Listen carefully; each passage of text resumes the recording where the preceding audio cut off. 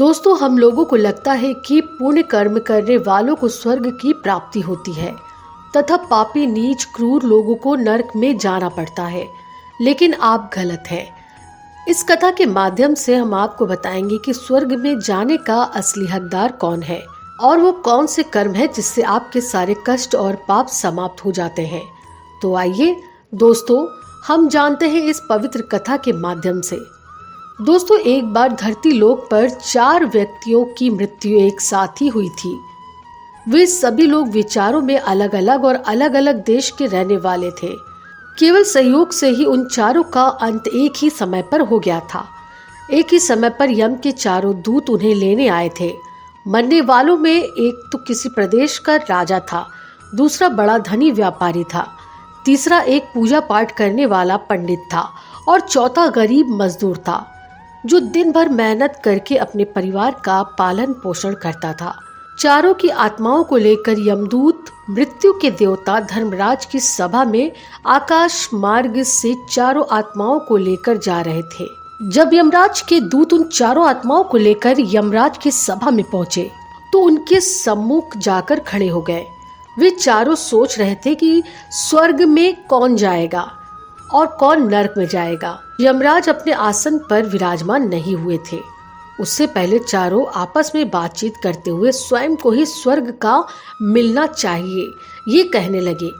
सबसे पहले राजा कहने लगा, देखो, मुझे तो धर्मराज पक्का स्वर्ग लोग भेज देंगे, क्योंकि मैं एक विश्वविख्यात राजा हूँ। मैंने अपने अनेक सत्कर्मों से धरती लोक पर खूब नाम कमाया है। चारों तरफ लोग मेरे अच्छे कर्मों की ही चर्चा करते हैं। कभी भी कोई मेरे द्वार से खाली हाथ नहीं गया। जो भी आया मैंने इतना दिया कि वो जीवन भर मेरा नाम नहीं भूल पाया है। हर तरफ मेरे नाम का यश और गान हो रहा है। मेरे द्वारा लुटाए गए दान से लाखों लोगों को खाने को अन्न मिला और रहने को आसरा मिला। इसलिए मेरे कर्मों को देखते हुए धर्मराज मुझे पक्का ही स्वर्ग में भेजेंगे। दोस्तों, राजा की बात सुनकर वो धनी व्यापारी कहने लगा, हे भाई, मैंने तो पृथ्वी लोक पर रहकर खूब धन कमाया है और उस धन से मैंने लाखों लोगों की सहायता की है। मैंने अपनी कमाई का 11वां हिस्सा सदैव दीन दुखियों की सहायता में उपयोग किया है। मेरे शुभ कर्मों को देखते हुए धर्मराज मुझे ही स्वर्ग लोक में भेजेंगे और ये बात मैं पहले से ही जानता हूँ। व्यापारी की बात सुनते ही पंडित जी कहने लगे, अरे भाई, क्यों फिजूल की बातें कर रहे हो। स्वर्ग में जाना कोई आसान काम नहीं है। स्वर्ग में जाने के लिए दान के साथ साथ पूजा पाठ करना पड़ता है। इसीलिए स्वर्ग में प्रस्थान मैं ही करूँगा, क्योंकि मैंने भगवान का खूब पूजा पाठ किया है। पूरा जीवन मेरा पूजा आराधना में बीतता है। मेरे शुभ कर्मों के कारण मेरे लिए ही धर्मराज स्वर्ग का दरवाजा खोलेंगे। ये बात मैं अच्छी तरह से जानता हूँ। जब इस प्रकार तीनों ने अपनी अपनी बातें की और अपने अपने विचार रखे, फिर वो तीनों लोग उस चौथे व्यक्ति मजदूर की ओर देखते हैं कि अब ये क्या कहता है। क्या इसने भी कोई अच्छा काम किया है या नहीं, या फिर इसका पूरा जीवन मजदूरी करते हुए दूसरों के अधीन ही रहकर बिताया है। मजदूर उन सबकी बातों को चुपचाप नीचे नजरें झुकाए सुनता रहा और वे तीनों बड़े गर्व से अपनी प्रशंसा में जुटे थे। तभी धर्मराज अपने साथी चित्रगुप्त के साथ दरबार में हाजिर होते हैं। चित्रगुप्त के हाथों में एक मोटी सी किताब थी जिसमें समस्त प्राणियों के कर्मों का लेखा जोखा लिखा था। धर्मराज अपने आसन पर विराजमान होते हैं। उसके बाद चित्रगुप्त ने राजा को अपने पास बुलाया और उससे पूछने लगे कि तुम बताओ, तुम तो धरती पर बड़े ही विख्यात राजा थे। तुमने अपने जीवन में कौन कौन से शुभ कर्म किए हैं तथा कितने लोगों को दुख दिया है, कितने लोगों का भला किया है। मैं अपनी पुस्तक में देखकर ये फैसला करूंगा कि आप स्वर्ग में जाने के अधिकारी हैं या नहीं।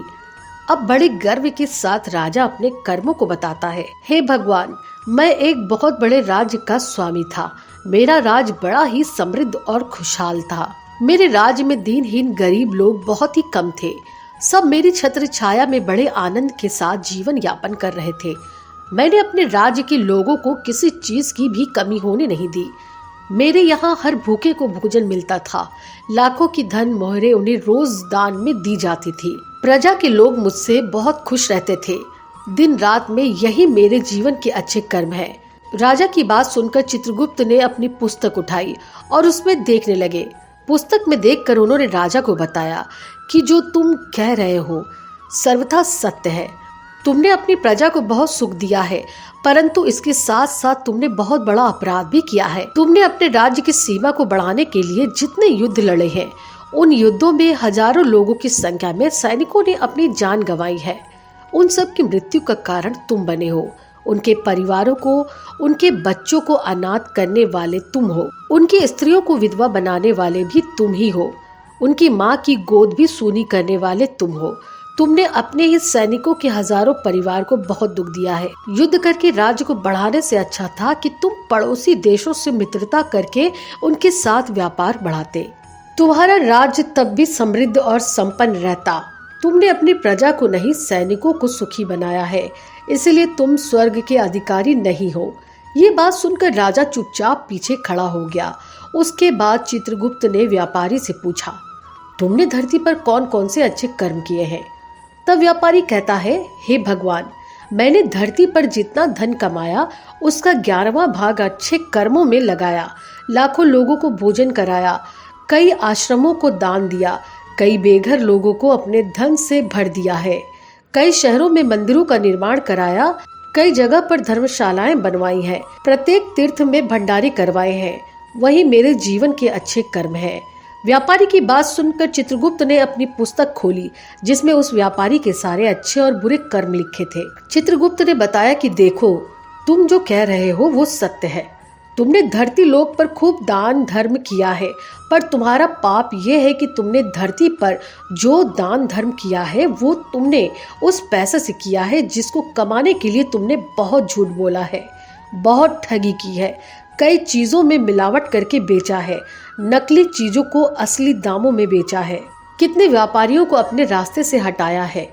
तुम्हारे इन कर्मों से अनजाने में कितने लोग बीमार होकर मारे गए, कितनों ने आत्महत्या कर ली, कितनों की मेहनत का धन तुम्हारे पास चला आया। उन सब की बद्दुआएं तुम्हारे साथ है। तुमने जो भी अच्छा काम किया है वो कर्म शून्य होता है, इसलिए तुम्हारे पास तुम्हारा कुछ भी शुभ कर्म नहीं है। तुम स्वर्ग में जाने के अधिकारी नहीं हो। चित्रगुप्त की बात सुनकर व्यापारी भी उदास होकर पीछे हट गया। उसके बाद पंडित जी को आगे बुलाया और पूछने लगे, तुमने अपने जीवन में कौन से अच्छे कर्म किए हैं? तब पंडित जी कहते हैं, हे भगवान, मेरा पुण्य ये है कि मैंने हजारों लोगों को ज्ञान दिया है, हजारों यज्ञों के अनुष्ठानों को संपन्न कराया है, हजारों के घरों में मैंने पूजा पाठ कराया है, दिन रात मैंने ईश्वर का जप तप किया है, हजारों कन्याओं का विवाह कराया है, लाखों पिंडदान और श्राद्ध कराए हैं, अनगिनत लोगों को मार्गदर्शक किया है। इससे ज्यादा शुभ कर्म और क्या हो सकता है? तब चित्रगुप्त अपने पुस्तक में देखकर बताते हैं, हे पंडित महाराज, आपका कहना सत्य है। आपने वास्तव में हजारों लोगों को ज्ञान दिया है, लेकिन उस ज्ञान को स्वयं अमल नहीं किया। आपने सैकड़ों पूजा अनुष्ठान कराए, पर उनमें निस्वार्थ भाव से किया गया कोई कर्म नहीं था। तुम हमेशा से ही धन के लालची रहे हो, इसीलिए तुम स्वर्ग में जाने के अधिकारी नहीं हो। अब तो उदास होते हुए पंडित जी भी पीछे हो गए। अब बचा केवल मजदूर व्यक्ति। वो ये देखकर बड़ा हैरान था कि अब वो जिनको इतना महान समझ रहा था, उनमें से कोई भी स्वर्ग का अधिकारी नहीं रहा। तो मैं कैसे स्वर्ग में जा सकता हूँ? मुझे तो स्वर्ग की कल्पना भी नहीं करनी चाहिए, क्योंकि मैं तो कभी पूजा पाठ जप तप या दान करने के लायक भी नहीं था, तो शुभ कर्म कहाँ से करता? मैं तो मेहनत मजदूरी करके सारी उम्र अपने परिवार का भरण पोषण करता रहा। वो मजदूर ये सब बातें सोच ही रहा था, इतने में चित्रगुप्त जी ने उसे भी आवाज लगा दी और उससे पूछा, किंतु वो मजदूर तो पहले से ही कहने लगा, भगवान, मैंने धरती पर एक गरीब घर में जन्म लिया था। दान हवन पूजा पाठ करने के लिए मैं लायक ही नहीं था, तो मैं शुभ कर्म कहाँ से करता? मैं तो अपने परिवार का पालन पोषण बड़ी मुश्किल से कर लेता था। मैं जानता हूँ भगवान कि मैं स्वर्ग में जाने का अधिकारी नहीं हूँ। मैंने धरती पर भी नर्क भोगा है और आगे भी नर्क में जाने की हैसियत है, किंतु प्रभु, यहाँ पर भी मेरी एक इच्छा है। मैं स्वर्ग में तो नहीं जा पाऊंगा, लेकिन मैं एक बार स्वर्ग को अपनी आंखों से झांक कर देखना चाहता हूँ। इससे अधिक मेरी कोई इच्छा नहीं है, क्योंकि मैंने कोई कर्म नहीं किया है, पर जो कुछ देर के लिए ही मुझे स्वर्ग में पहुंचा दे। मजदूरी के बाद सेवा के लिए मेरे पास समय नहीं बच पाता था। बचा हुआ समय मैं अपने बूढ़े माँ बाप की सेवा में लगा देता था। उनके लिए उन्हें खिलाता पिलाता, उनके कपड़े बदलता, यही मेरी दिनचर्या थी। मुझे तो मंदिर में जाने का मौका भी नहीं मिलता था। मजदूर की बात सुनकर चित्रगुप्त ने अपनी पुस्तक में देखकर पूछा, हे मानव, तुम ध्यान से देखकर बताओ और सोचकर बताओ कि तुमने कभी तो शुभ कर्म किए होंगे। तब मजदूर अपने पूरे जीवन के घटनाक्रम को याद करता है। तब उसे याद आता है कि एक बार उसे बहुत तेज भूख लगी थी। वो रोटी खाने के लिए बैठा ही था कि इतने में वहाँ बहुत ही कमजोर बीमार कुत्ता टहलता हुआ आ गया, जो ठीक से चल भी नहीं पाता था। वो आकर मेरे सामने बैठ गया और मेरी रोटी की ओर गौर से देखने लगा। मैं समझ गया कि वो कुत्ता बहुत भूखा है। मेरे अंदर से आवाज आई कि बेजुबान जानवर को छोड़कर तू अकेला कैसे खा सकता है। मैंने वो रोटी स्वयं न खाकर उस कुत्ते को खिला दी। उस दिन मैंने पूरे दिन भूखे रहकर ही काम किया था। मजदूर की बात सुनकर चित्रगुप्त मुस्कुराए और उसका हाथ पकड़कर बड़े सम्मान के साथ उसे स्वर्ग में लेकर गए और बोले, वास्तव में आप ही स्वर्ग में रहने के अधिकारी हो। प्राणियों पर दया दिखाना ही सबसे बड़ा शुभ कर्म है। मनुष्य जो भी कर्म निस्वार्थ भाव से करता है, वास्तव में उसका ही उसे सबसे बड़ा पुण्य मिलता है। निस्वार्थ भाव से किया गया जन कल्याण के लिए एक छोटे से छोटा काम भी आपके सैकड़ों पाप को नष्ट कर देता है। लोगों से लालच, मोह और स्वार्थ के वशीभूत होकर किया गया शुभ कर्म भी फलदायी नहीं होता। इसीलिए ध्यान रहे, जीवन में अच्छे कर्म अच्छी भावनाओं के साथ करना चाहिए। ऐसा नहीं होना चाहिए कि आपने किसी से धन छीन कर या चुरा कर कर्म किया हो और बाद में उसी धन को दान पुण्य में लगा दिया हो, तो वो धन आपको कभी नरक में जाने से नहीं उभर सकता। दोस्तों, स्वर्ग में वही व्यक्ति जाता है जिसने निष्काम निस्वार्थ भाव से प्राणियों की सेवा की हो। भले ही उसने जीवन में एक पैसे का भी दान न किया हो, पर वो जिस लायक था, अपनी सामर्थ्य के अनुसार उसने निस्वार्थ भाव से जो भी काम किया है, वही उसकी मुक्ति का रास्ता तय करता है। तो आशा करते हैं कि आपको ये कथा अवश्य ही अच्छी लगी होगी। तो दोस्तों, हमें कमेंट में जरूर बताएं और साथ ही जय श्री कृष्ण अवश्य लिखें।